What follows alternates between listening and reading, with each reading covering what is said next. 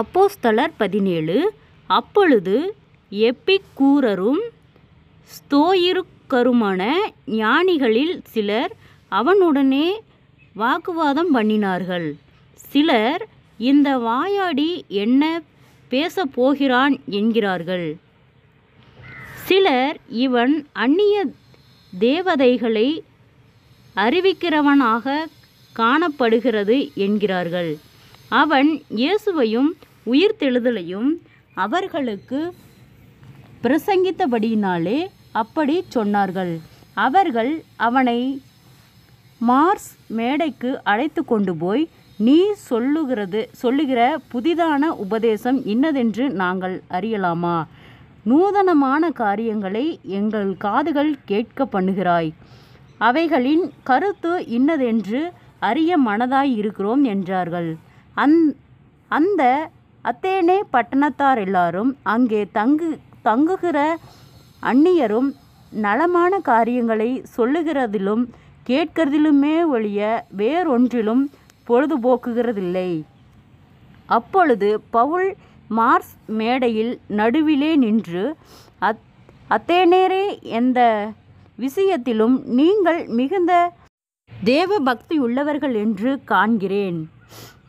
எப்படியெனில், நான் சுற்றி திரிந்து உங்கள் ஆராதனைக்குரியவைகளை கவனித்து பார்த்தபொழுது அறியப்படாத தேவனுக்கு என்று எழுதியிருக்கிற ஒரு பலிபீடத்தை கண்டேன்.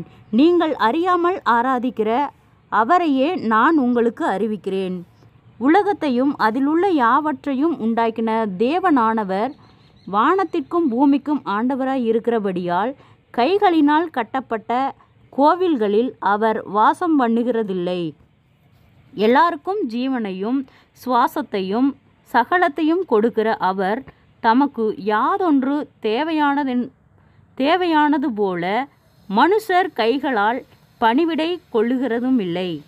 மனுஷர் ஜாதியான சகல ஜனங்களையும் அவர் ஒரே இரத்தத்தினாலே தோன்ற பண்ணி பூமியின் மீதெங்கும் குடியிருக்கச் செய்து முன் தீர்மானிக்கப்பட்ட காலங்களையும் அவர்கள் குடியிருப்பின் எல்லைகளையும் குறித்திருக்கிறார். கர்த்தராகிய தம்மை அவர்கள் தடவியாகிலும் கண்டுபிடிக்கத்தக்கதாக தம்மை தேடும்படிக்கு அப்படி செய்தார். அவர் நம்மில் ஒருவருக்கும் தூரமானவர் அல்லவே. ஏனெனில் அவருக்குள் நாம் பிழைத்திருக்கிறோம், அசைகிறோம், இருக்கிறோம். அப்படியே உங்கள் புலவர்களிலும் சிலர் நாம் அவருடைய சந்ததியார் என்று சொல்லியிருக்கிறார்கள். நாம் தேவனுடைய சந்ததியாராயிருக்க மனுஷருடைய சித்திர வேலையினாலும் யுக்தியினாலும் உருவாக்கின பொன் வெள்ளிகள் கல் இவைகளுக்கு தெய்வம் ஒப்பாமல் இருக்குமென்று நாம் நினைக்கலாகாது. அறியாமையிலுள்ள காலங்களை தேவன் காணாதது போல் இருந்தார். இப்பொழுதோ மனம் திரும்ப வேண்டுமென்று எங்கும் உள்ள மனுஷர் எல்லாருக்கும் கட்டளையிடுகிறார். மேலும் ஒரு நாளை குறித்து இருக்கிறார். அதிலே அவர் தாம் நியமித்த மனுஷனை கொண்டு பூலோகத்தை நீதியாய் நியாயத்தீர்ப்பார். அந்த மனுஷனை மரித்தோரிலிருந்து எழும்பினதினாலே அதன் நிச்சயத்தை எல்லாருக்கும் விளங்க பண்ணினார் என்றான். மரித்தோரின் உயிர்த்தெழுதலை குறித்து அவர்கள் கேட்டபொழுது சிலர் இகழ்ந்தார்கள். சிலர், நீ சொல்லுகிறதை இன்னொரு வேளை கேட்போம் என்றார்கள். இப்படி இருக்க பவுல் அவர்களை விட்டு போய்விட்டான். சிலர் அவனை பற்றி கொண்டு விசுவாசிகளானார்கள். அவர்களில் மார்ஸ் மேடையின் நியாயாதிபதிகளின் ஒருவனாகிய தியோனீசியு என்பவனும் தாமாரி என்னும் பேருள்ள ஒரு ஸ்திரியும் இவர்களுடனே வேறு சிலரும் இருந்தார்கள். ஜெபம். கிருபையாய் நேசிக்கிறத நல்ல தகப்பனே, ஆசீர்வாதமான வேலைக்காய் நன்றி செலுத்துகிறோம். இயேசுவின் நாமத்தினாலே அப்போஸ்தலர் 17வது அதிகாரத்தின் பிற்பகுதியை தியானிக்க கொடுத்த தயவுக்காய் நன்றி செலுத்துகிறோம். இந்த வார்த்தையின்படியாக கர்த்தாவே, இந்த வார்த்தைக்கு கீழ்ப்படிந்து அதன்படி நடக்க எங்களுக்கு ஒரு நீர் உணர்வுள்ள ஆவியை கொடுக்கும்படியாய் ஜெபிக்கிறோம்.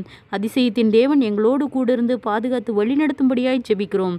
இயேசுவின் நாமத்தினாலே ஒவ்வொருவரும் கையிட்டு செய்கிற வேலைகள், போகிற வருகிற பிரயாணங்கள் எல்லாவற்றிலும் தேவனுடைய கரம் அவர்களோடு கூட இருந்து பாதுகாத்து வழிநடத்தும்படியாய் ஜெபிக்கிறோம். அநேக இக்கட்டுகளுக்கும் போராட்டங்களுக்கும் நிந்தைகளுக்கும் அவமானங்களுக்கும் அநேக தடுமாற்றங்கள் பாடுகள் பொல்லாத ஆவியின் கட்டுகளுக்கு நீர் விலக்கி பாதுகாத்து கொள்ளும். ஆண்டவரே, உம் பிள்ளைகளுக்கு விரோதமாய் உருவாக்கப்படுகிற எந்த ஆயுதங்களும் வாய்க்காதே போகும்படி செய்யும். நீதியின் வலகரத்தால் தாங்கி பொறுப்பெடுத்து வழி நடத்தும். சோர்ந்து போன ஒவ்வொரு இருதயங்களையும் கர்த்தரே பலப்படுத்தும். அநேக தடுமாற்றங்கள் கவலைகள் யாவையும் கர்த்தருடைய நாமத்தினாலே எடுத்து போடும்படியாய் செபிக்கிறோம். அநேக சோர்வுகளை கர்த்தர் விலக்கி போடும்.